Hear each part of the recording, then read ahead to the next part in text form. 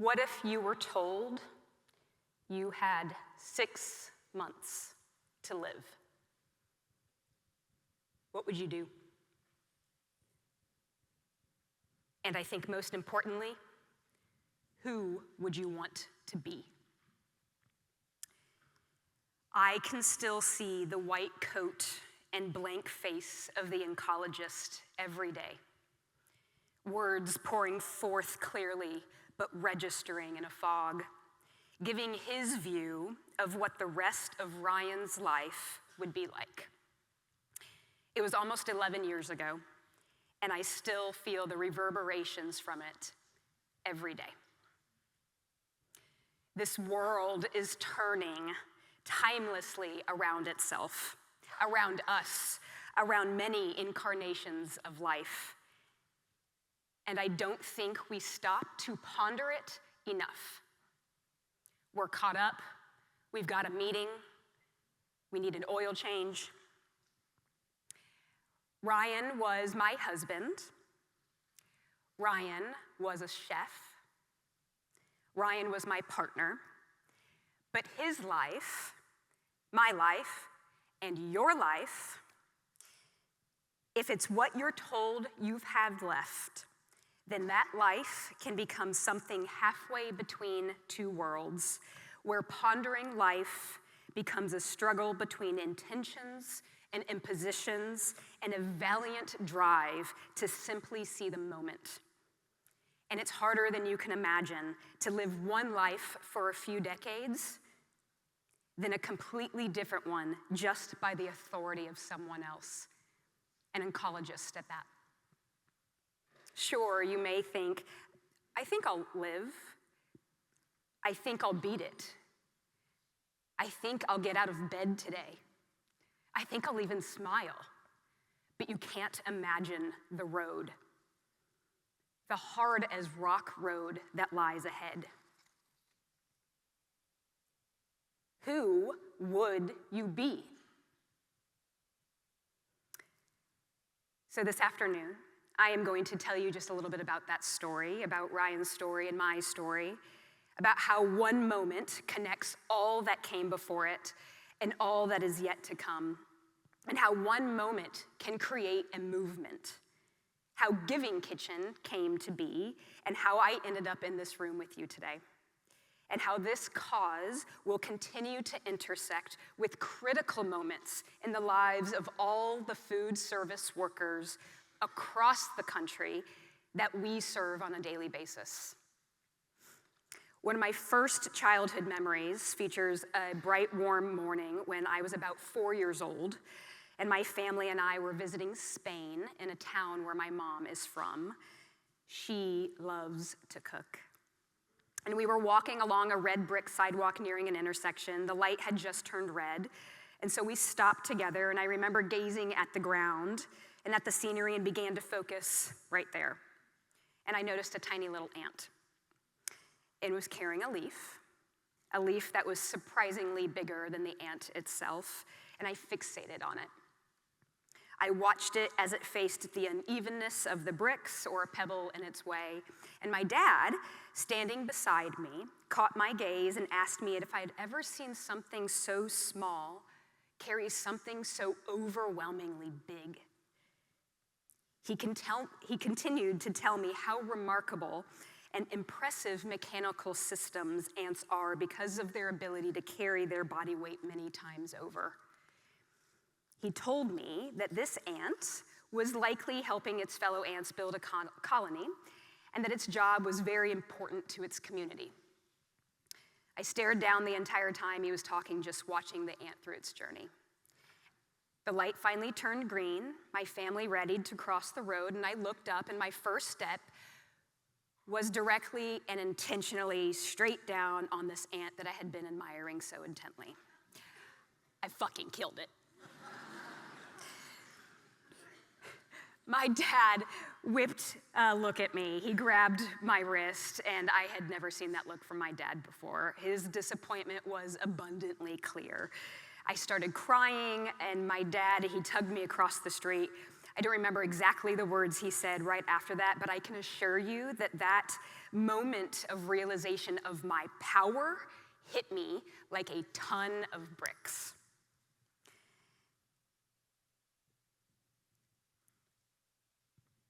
So now, in this case, I use that power in a terrible way, but I saw how we, humans and ants alike, can pull off stupendous feats of strength. I met Ryan Hidinger my senior year in high school. It was love at first sight, as I always say. Ryan would always joke that it took him a good bit longer. We met at a small grocery store back home in Indianapolis, Indiana. I was 17 years old and worked the cash register. Ryan was 22 and a line cook at a catering company nearby. And he would come into the store offering a shy wave as he would buy packs of bubble gum just to come through my line to say hello. And I assure you, he bought a lot of packs of bubble gum. The first night we exchanged words, he asked me what I did for a living. I had never had anybody ask me that before, of course. I was a senior in high school, and I played the clarinet. I babysat in my spare time, so when I answered with, well, I'm 17 and a senior in high school, his eyes widened. He had no idea I was so young, and in order to quell his obvious concern, I did the most logical thing anyone in my position would do when faced with the notion of imminent rejection. I asked him the very same question. Well, what do you do? And he said, I'm a chef. That was it for me. I was in. And I had a vision of who we would be together. At a young age for Ryan, cooking started out as a form of caregiving. He would come home from school and pull nameless tin cans out of the cupboard and cook meals for his older brother and younger sister. He would turn his undeniable curiosity for throwing admittedly rather basic ingredients together into a passion for food and culture. He started training and watching others build and tend to their own dreams and businesses, working with top-name chefs until he built up his knowledge and confidence that he could do this himself. Actually, that we could do this ourselves, because at this point, Ryan was now my husband, and we decided to build our own little something by starting an intimate supper club out of our home back in January of 2009. We wanted to open up a restaurant. That was our dream. This was our very first step towards running our own place. We spent countless hours after our full-time jobs ended each day on nurturing and creating this thing we called Prelude to Staple House. We would host 10 guests at a time every Sunday evening. Ryan's one day away from work and the only day that we would have together to pull it off. Each Thursday morning prior, I would email the menu season-driven, and in the words of Ryan, mood of the kitchen, to all of our friends and contacts.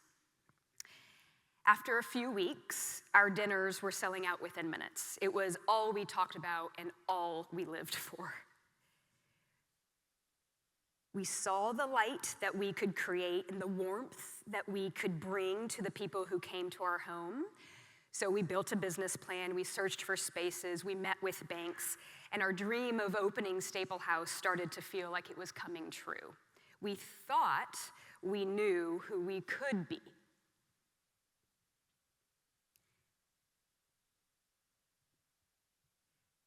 And then it all changed.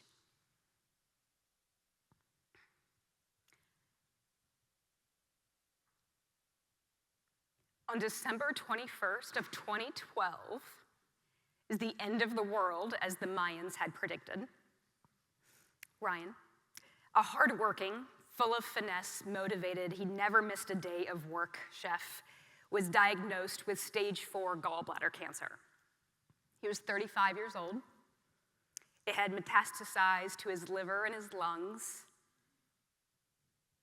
and the doctors gave him 6 months to live. 6 months. I remember driving home from the cancer center that night, and we were in separate cars. We got home, and Ryan gave me the responsibility of calling our family and close friends with the news. And I vividly remember sitting at the edge of our guest bed, repeating the words 6 months over and over and over again. Our hearts were shattered, and our dream of building our restaurant felt like it was gone in an instant. I felt empty. I felt frightened. No hope or power. And then something happened. Remember the little ant? In ant colonies, when one gets hurt, the rest of the colony files in to help out. And that is what our colony, the Atlanta food service community, did for us. Ryan's bosses, business mentors came to our rescue and said, "Let us help." Because isn't that what a community does? They helped pull off a fundraiser with dozens of restaurants from all over Atlanta that we called Team Heidi, shortening of a last name, and the only way I could grab his attention in a crowd full of people. His name's Ryan, for Christ's sake. The competitors of our community, from restaurants and vendors and distributors, came together to take care of one of their own. And this coming together was the clearest expression of a colony, a community, that I could ever imagine. Here today, I have a feeling that we know, that you know these people and how the best of them make service and hospitality and community a core part of what they do every single day. Taking care of others the best ways they know how is who they want to be. That initial event, with nearly 1,000 people in the room, raised almost $300,000 for us in one single magical night. What other industry do you see do that? It was an example of hospitality in its purest form and of what is possible when we all work together, and hopefully an example that other industries can emulate. And in that moment, on that stage, Ryan took to it and declared his cancer diagnosis a gift because of what it had done to bring people together in unity. The money raised helped us take care of our expenses, our mortgage, and utility bills for Ryan's final year. It allowed us to focus on his medical journey. It even allowed the still tangible idea of our dream restaurant to become its own form of medicine, a parallel path that kept him inspired through countless hours of treatments and doctor's visits. But this wasn't just about helping Ryan, and it was, in his words, use these funds to help others like me. That was the real light bulb moment. And looking back, I think that this was Ryan's way of working out what exactly he would do with his time and who exactly he would be. It wasn't just a man battling cancer or a chef working towards his dream restaurant, but the beginning of tapping into a cause far bigger than we could have ever imagined. So together with industry leaders, and one of them in this room today, we decided to start a non-for-profit as a way to pay it forward, turning our vulnerability into an opportunity to help others. And we called it Giving Kitchen, to rally around those in food service facing crisis, whether they are medical issues that kept them away from work, time to attend to a death in the family, even dealing with housing disasters like floods and fires.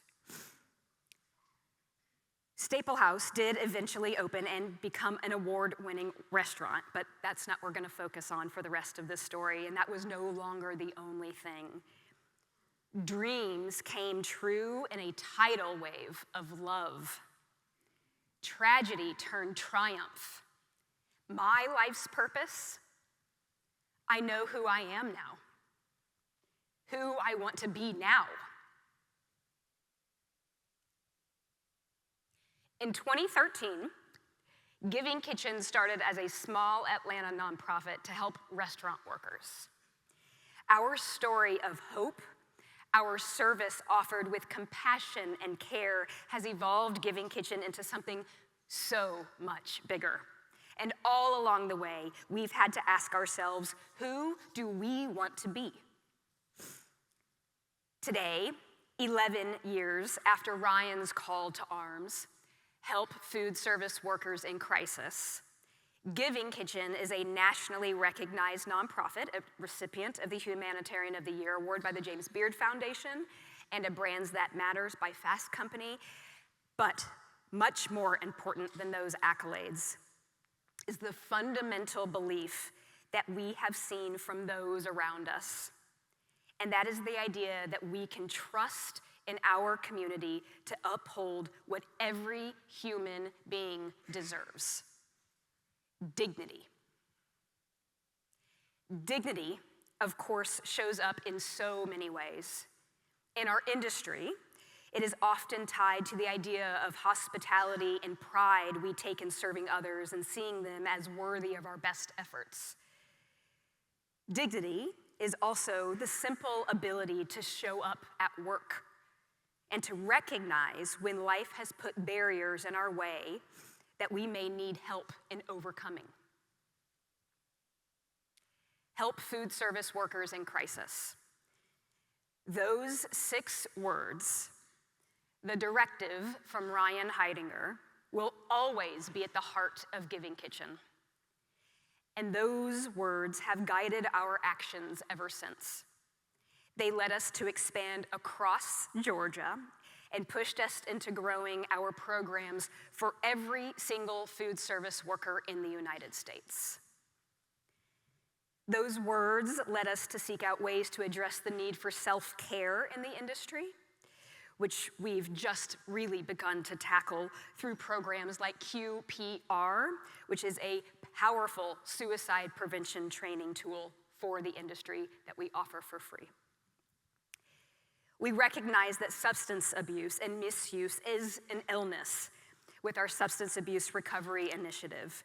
And when a food service worker makes the very brave decision to take part in an inpatient recovery program, we make sure that the bills are paid back home so they can focus on getting the help that they need. Giving Kitchen will continue to seek out ways to help this industry grow and thrive.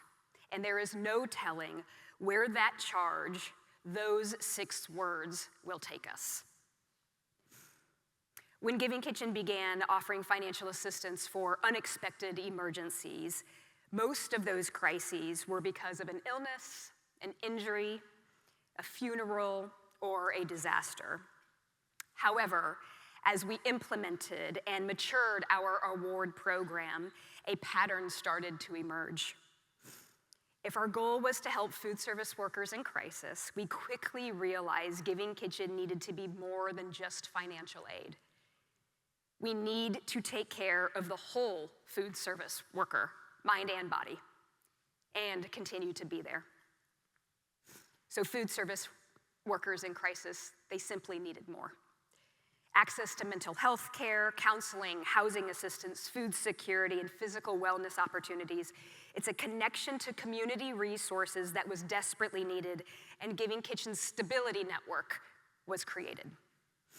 Now, we offer those same services on a regional and national level so that no matter where you live or what part of the food service industry you work for, there is someone on the other end of the phone ready to help you when you need it.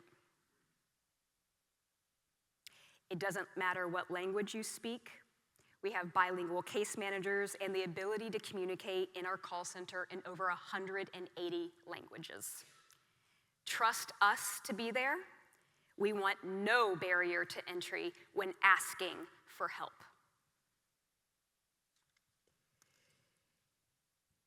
Did Ryan know this is who he would be? What his legacy would become? Did I know that? No.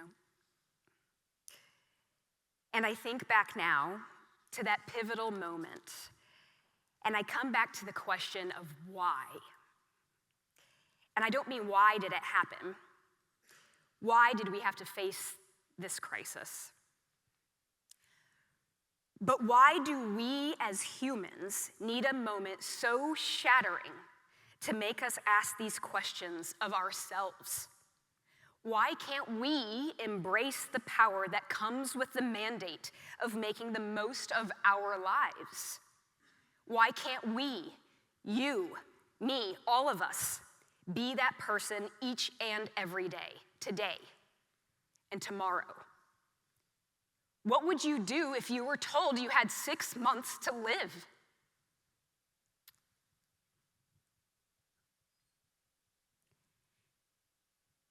Giving Kitchen sees stories of people making momentous and courageous decisions every single day about who they are and who they want to be, about being willing to ask for help, about being able to help the ones they love under difficult circumstances. And there are dozens each and every week. And each and every week brings dozens of opportunities to show that we all have the power to rise to a challenge and the power to seize the identity of who we want to be, to not let our challenges define us, but rather how we decide to act in the face of those challenges to rise above. Time and time again, when someone, a current chef or a former food service worker, hears about Giving Kitchen and what we do, they all say the same thing. God, I wish you all were around when I was getting started. We all have the opportunity to remind ourselves of who we want to be and who we need to be.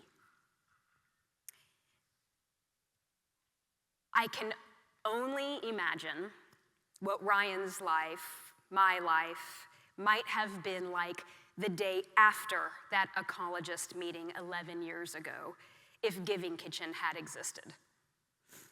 Now, I get the chance to be who I needed. Look, you don't need a cancer diagnosis to create community or to find your purpose. You can take Giving Kitchen with you. At Giving Kitchen, we know what it's like to be without hope, without a safety net. And our job as an organization is to be who we needed, individually and as a community. And I encourage each of us to live our lives being who we needed. Be that for ourselves, be that for your younger generations, and be that for one another. Your legacy is not just your work and generosity today. It is about the people that you bring into the fold to help create the future. So I'm going to ask you one more time. What would you do if you had 6 months to live? Thank you.